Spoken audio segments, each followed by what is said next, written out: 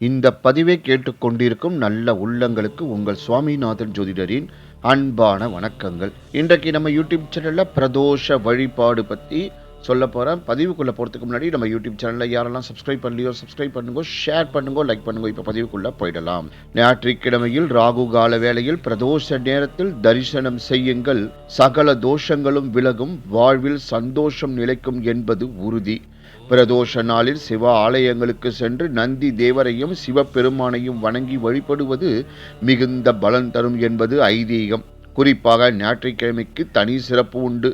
பொதுவாகவே பிரதோஷ நேரம் என்பது மாலை 4:30 மணி முதல் 6 மணி வரை.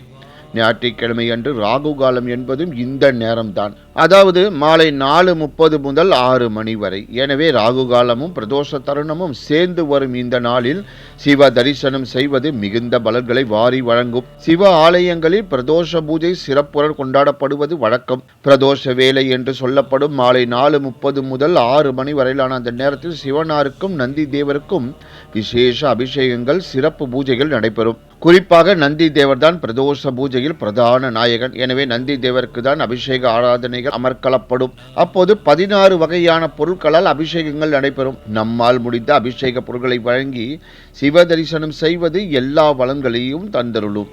ஞாயிற்றுக்கிழமை பிரதோஷம் மாலை குடும்பத்துடன் சிவாலயம் சென்று தரிசியுங்கள். முடிந்தால் வில்வமும் செவ்வரளியும் சார்த்துங்கள். நந்தி தேவருக்கு கூடுதலாக அருகம்புல், செவ்வரளி, வில்வம் கொண்டு சிவ நந்தி தரிசனம் செய்வோம்.